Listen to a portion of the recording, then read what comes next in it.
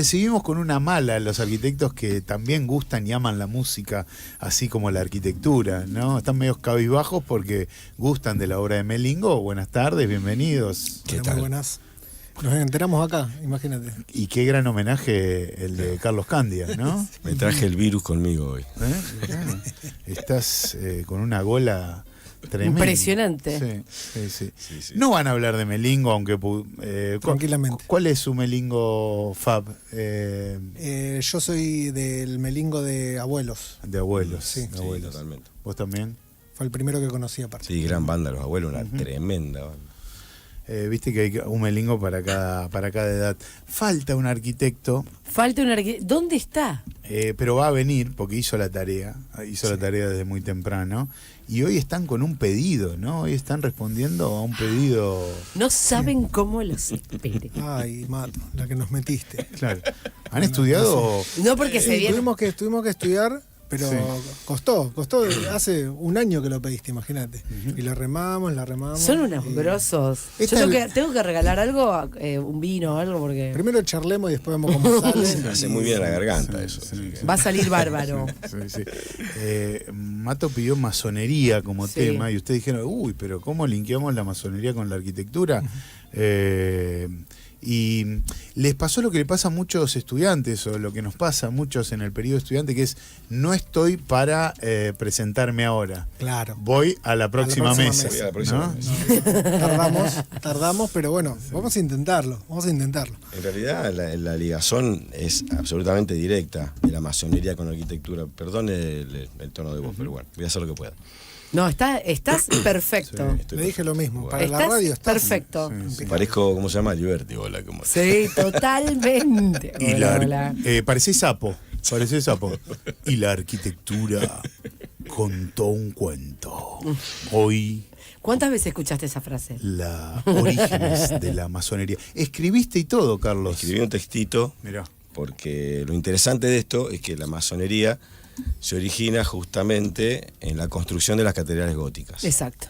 Eso es lo más interesante. O sea, masón viene del masón francés y el mason inglés. Mason, ¿viste? Masón. Sí. Bueno, todo quiere decir albañil, todo eso, básicamente.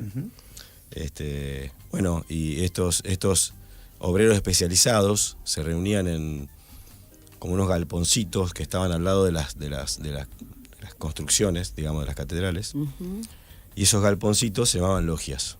De ahí viene logia masónica, ¿no? Bien. En realidad después se formaron como asociaciones gremiales, llegaron a tener mucho poder en Europa, ya en el Renacimiento, fin del Medioevo. Y después en el siglo XVIII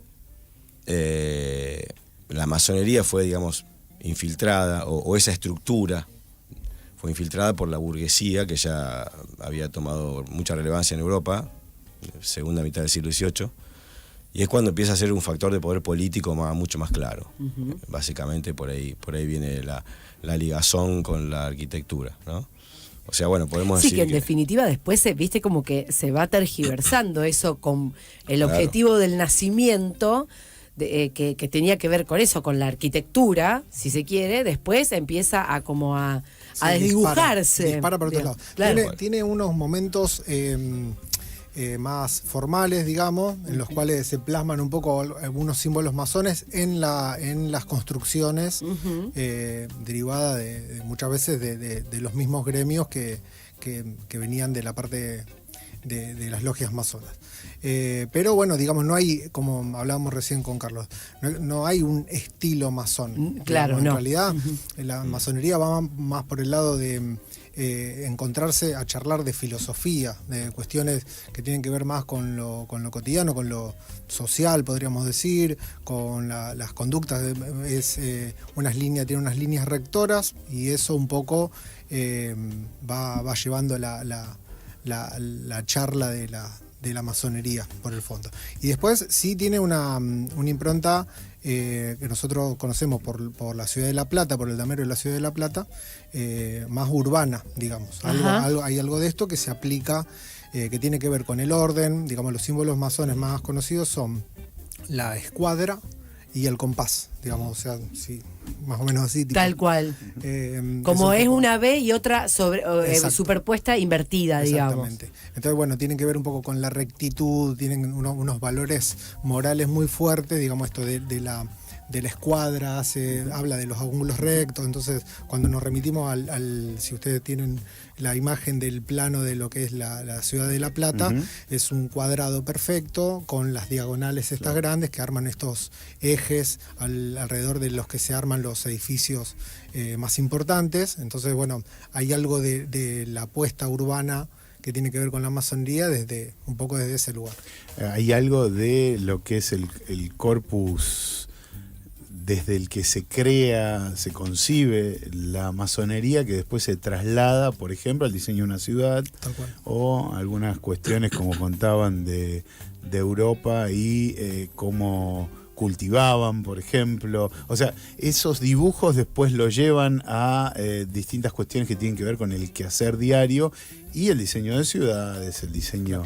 Sí, digamos que hay un repertorio decorativo, digamos, de masón, ¿no? Claro. Por ejemplo, que son algunas formas egipcias, o el compás y la escuadra, o el triángulo con el ojo, ¿no? Que remite a la sabiduría y a Dios, qué sé yo. Y por ahí aparecen esos símbolos en ciertos edificios o en panteones. Eso se ve mucho en el cementerio de Salvador. Ahora yo estuve, por ejemplo, cuando estuve este año en la Chacarita, encontré varios también. Ajá, varios símbolos. Sí, se ve mucho varios panteones de masones que no tienen cruces, por ejemplo, no hay una cruz. Claro. Quienes estén en el YouTube van a ver algunas imágenes de lo que nos están contando nuestros arquitectos amigos aquí en Columnas de Papel, hoy metiéndose en la masonería. ¿A vos te interesaba cuál es la conexión con la ciudad o con la arquitectura en general? No, con la arquitectura, las dos cosas me gustan, pero recién hablaban de La Plata. Digamos, ¿qué tan moderna es una ciudad pensada desde la masonería? Tomando como ejemplo La Plata, ¿no? Bueno, ya de por sí... O sea, hay que revisarla constantemente. Es una ciudad que, digamos, por su estructura, por su forma, por cómo está diagramada, siempre está como está a la vanguardia de otras ciudades.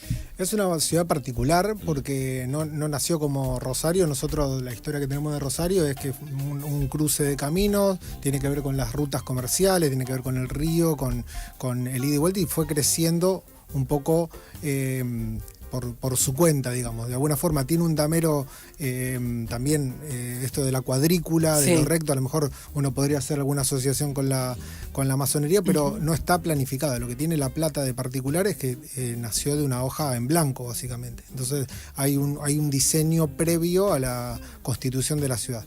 Entonces, bueno, desde ese lugar es particular. Y siempre tiene como esa cuestión. No sé si ustedes tuvieron la suerte de poder transitar las calles de La Plata. Bueno, tiene el tema de las diagonales, hace que sea muy particular.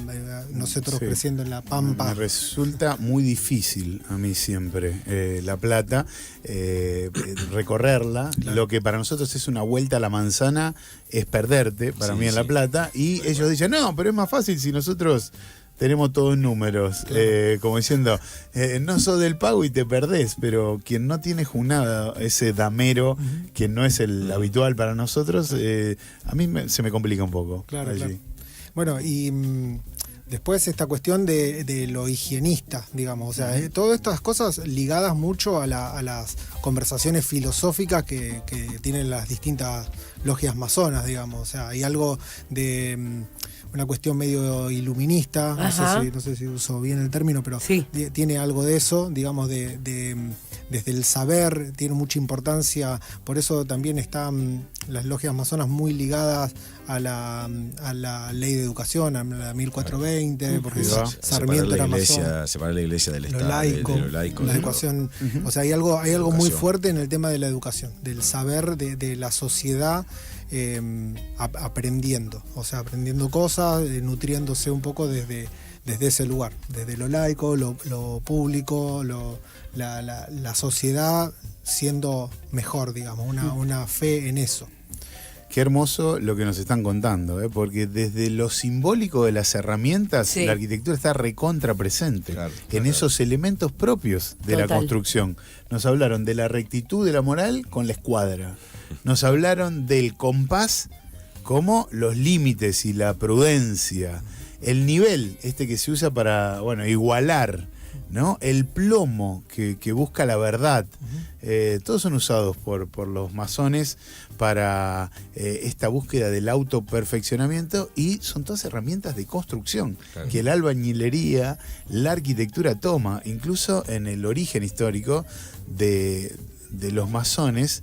Eran los que operaban los canteros, Claro. los arquitectos medievales, según nos están contando aquí Franco y Carlos, en este especial de masonería.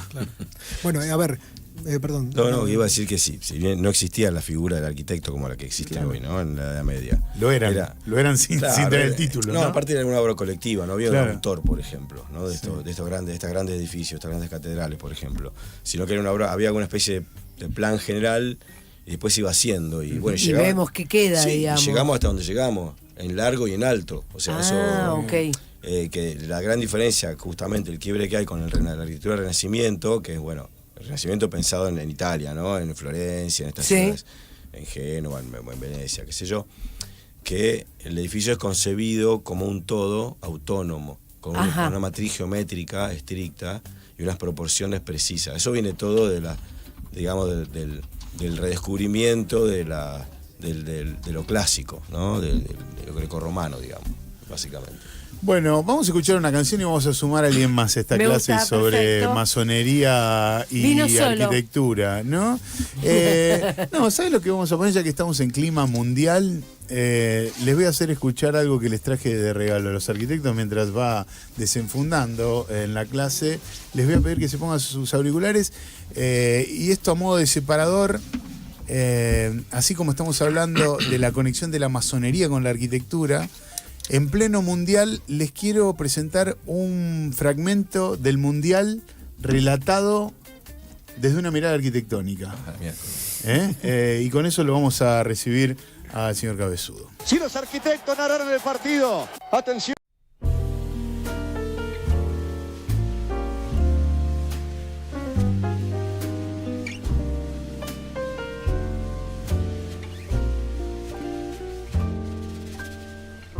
Once in a while I dream.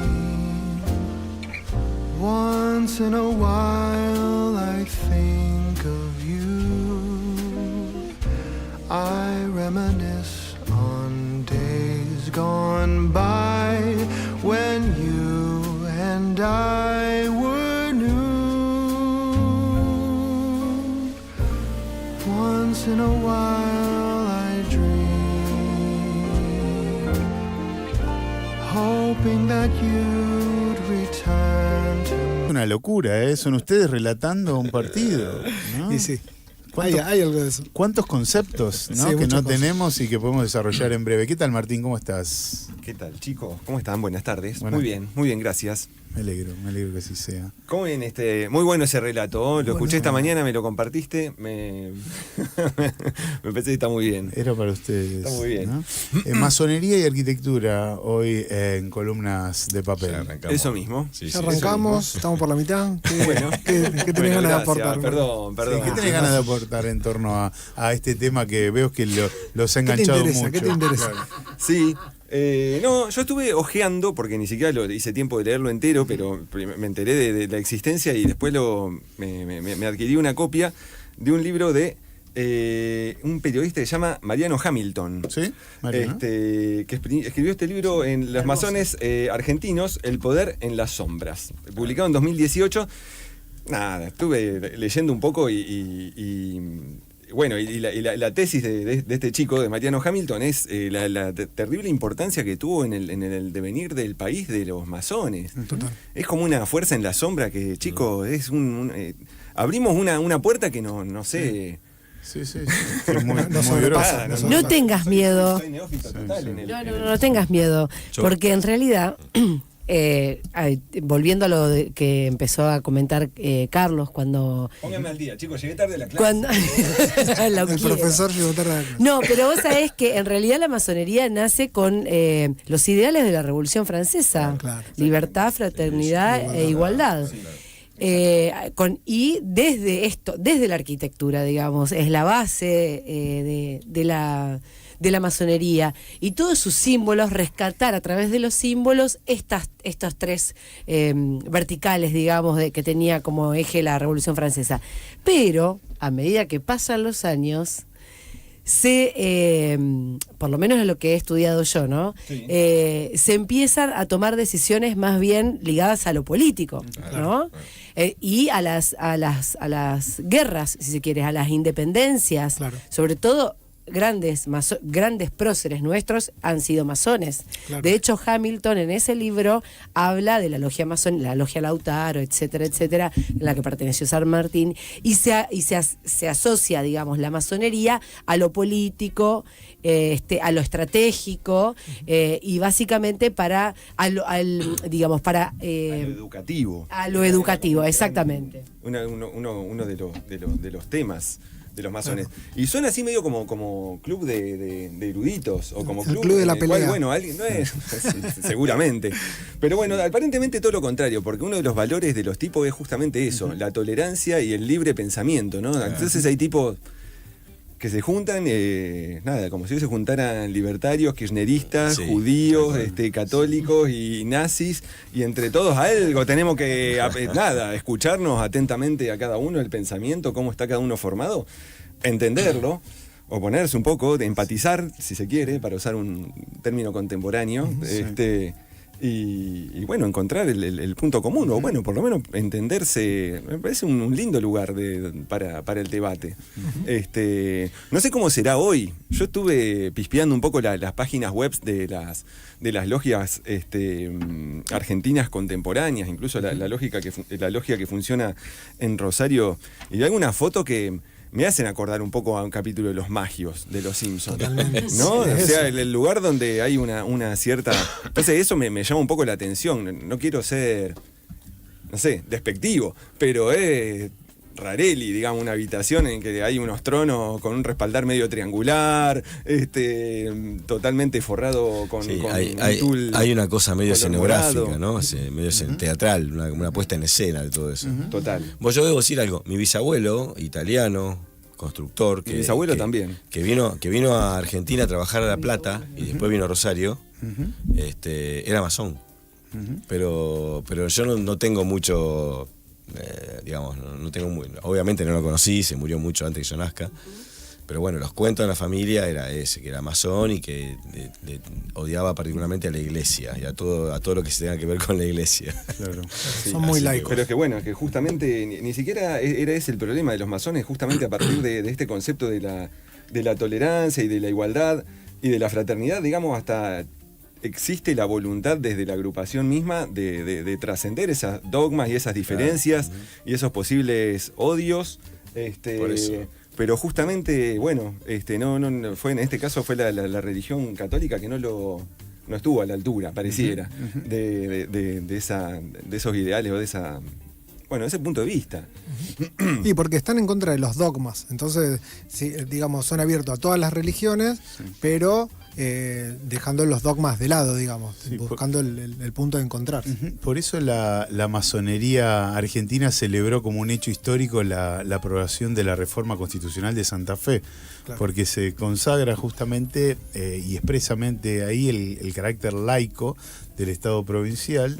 Hubo en ese momento algunos apartados sobre ese punto, claro. Porque ese cambio expresado en ese artículo 3 tuvo que ver con eso, con asegurar la distinción entre el Estado y el orden religioso y no establecer religión oficial.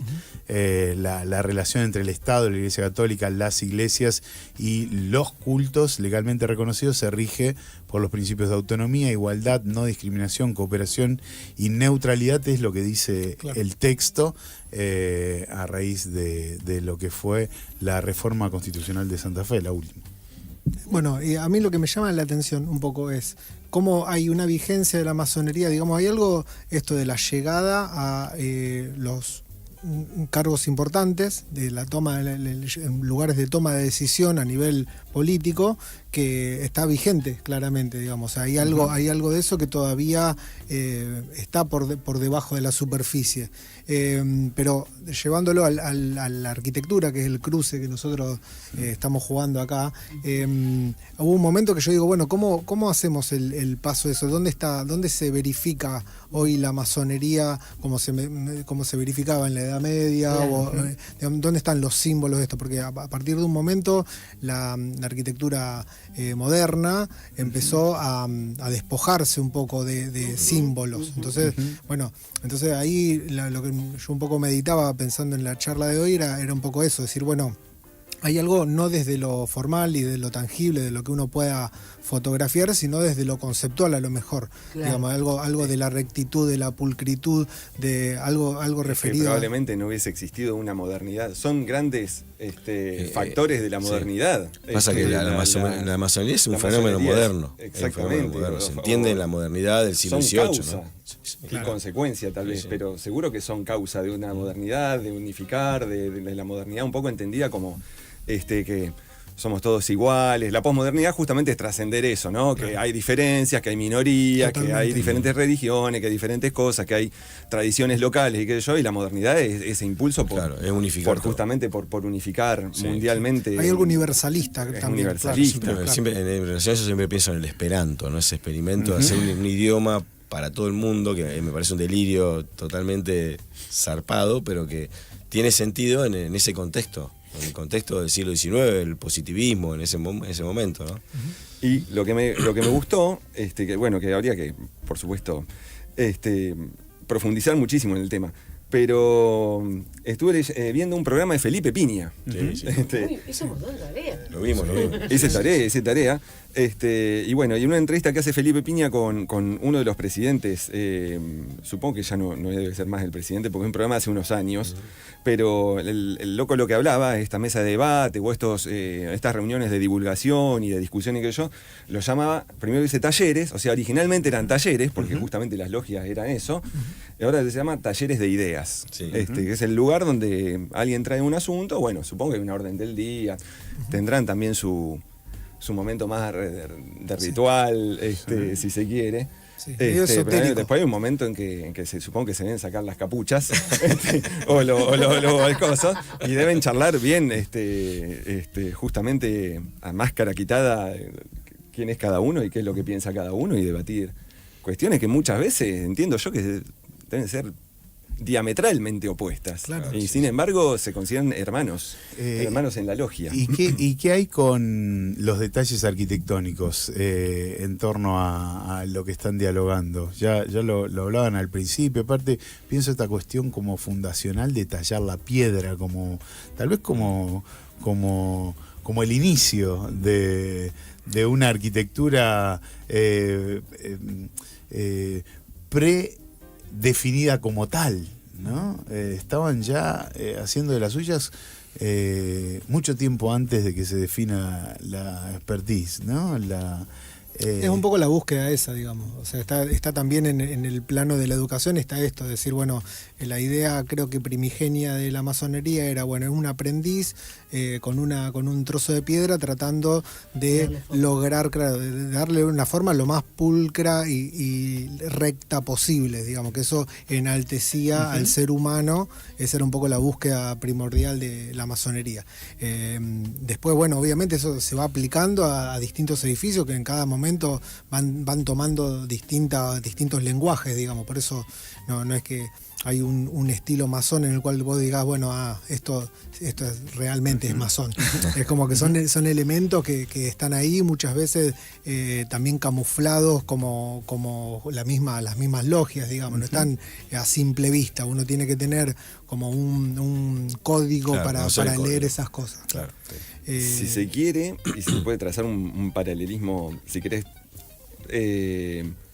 no sé si más raro, pero por ejemplo los estudios de arquitectura incluso hasta los contemporáneos. Ahora ya no sé. Pero cuando yo, así digamos unos 15, 20 años, cuando estábamos recién recibiéndonos y qué sé yo, ir a trabajar a un estudio de arquitectura funcionaba medio como una logia. Eso es bueno, o querer ir a trabajar con tal arquitecto implicaba de alguna manera ser su discípulo y ir a observar cómo se trabaja ahí para adquirir ciertos métodos, cómo ciertos problemas se resuelven. Y todo eso podría ser como el artesano que busca en el taller de un maestro, ya sea ceramista, herrero, picapedrero, carpintero, luthier, ponele, aprender un oficio.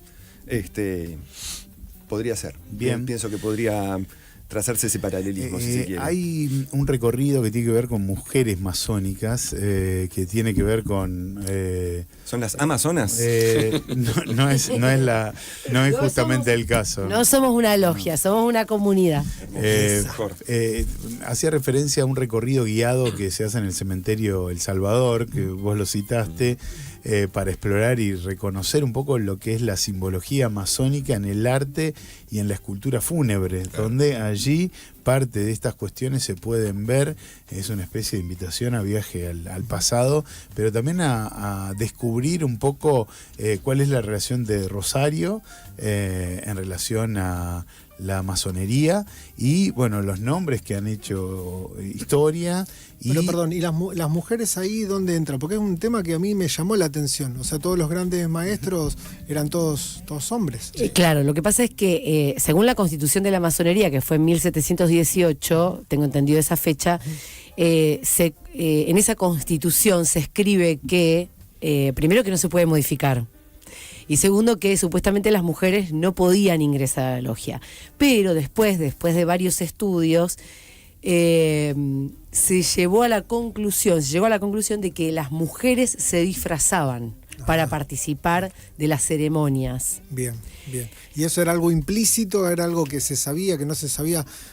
¿Por qué es raro? No lo sé. Eso sí no lo sé. Hay como una ideología pensada en la igualdad y justamente... Exactamente. Quizás nosotros ahora con la visión... Pero bueno, pensá que fue en el 1700. Claro. Pero digamos, también la primera junta, la Constitución Nacional y demás, prácticamente no hay mujeres visibilizadas.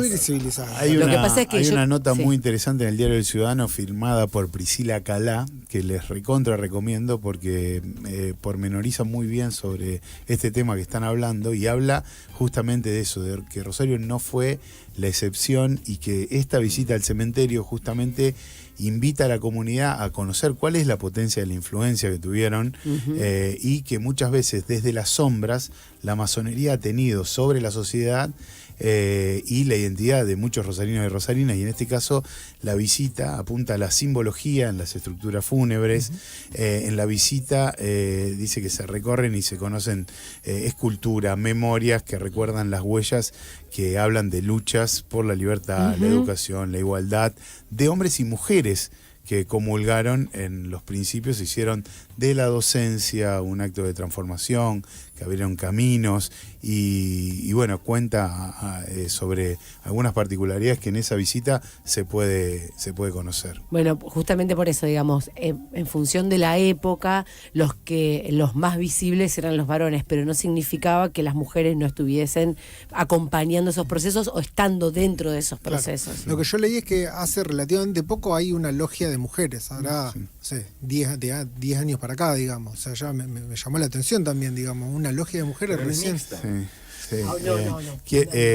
Cuenta que en la década del 30 del siglo pasado, las primeras mujeres que trabajaron en la masonería en Rosario lo hicieron a través de lo que se llamaba el rito de adopción, que es decir, bajo la supervisión de la logia masculina.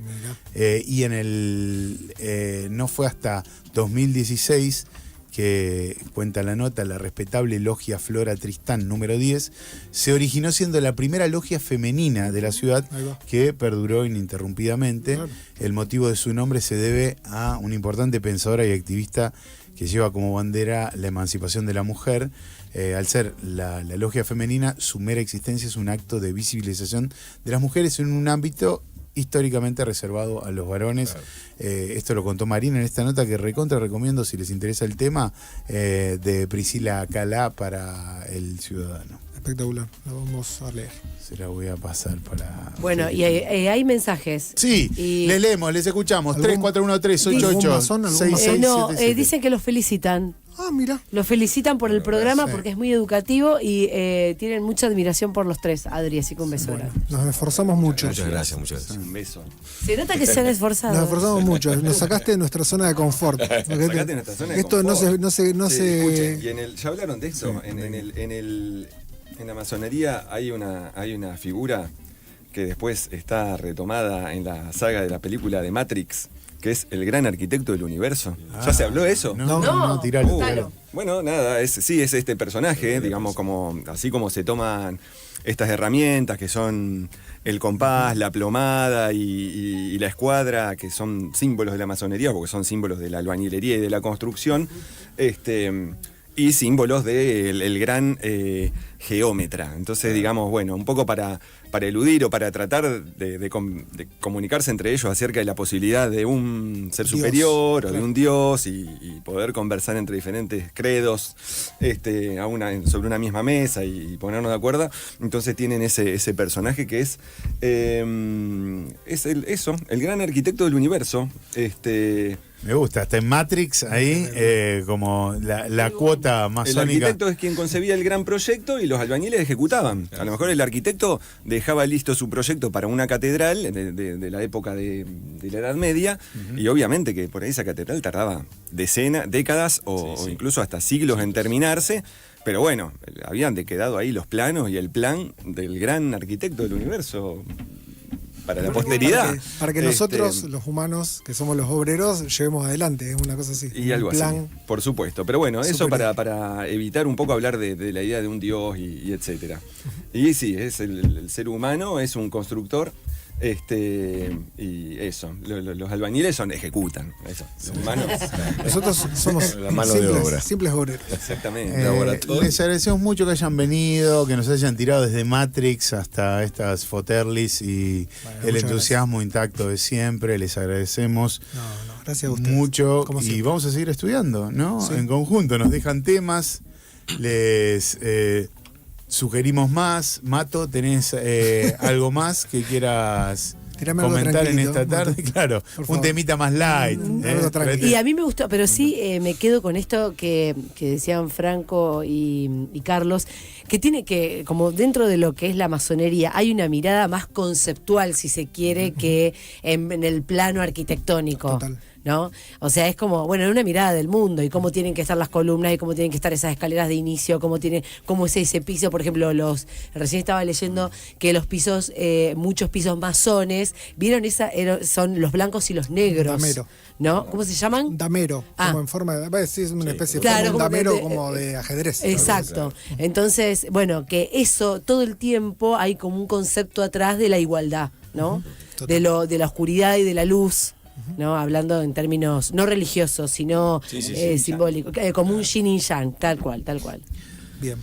Me Gracias encantó. por haber venido. Muchas No, gracias. gracias a ¿Eh? ustedes, nos divertimos Que siempre andes mucho. bien, que te mejores, Carlos. Gracias. Franco, ¿tiene fecha? Ahí ahora, en breve. sí, ¿Con Todos tus quién? muertos, Carmina Burana y Toxic en Centro Cultural Güemes, este sábado. Este sábado, Vayan. fechón, vamos a escuchar a Carmina Burana, justamente que este sábado con Todos tus muertos y Toxic. Toxic tendrán fecha en la ciudad. Martín, Después de ¿Tenés Carmina fecha? Burana ponga Dale Aborigen, de todos tus muertos. ¿Le puedo pedir un tema? Bueno, Nada, le agradezco mucho. Perdón por la demora, chicos. Hoy No. se me complicó muchísimo. gracias bárbaro.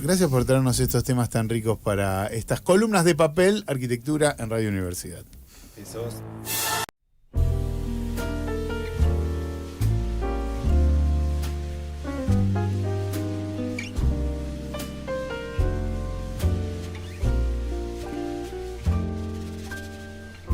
Once in a while I dream. Once in a while I think of you. todo el tiempo. Todo el tiempo. Este nombre, ¿no? viste, Sí.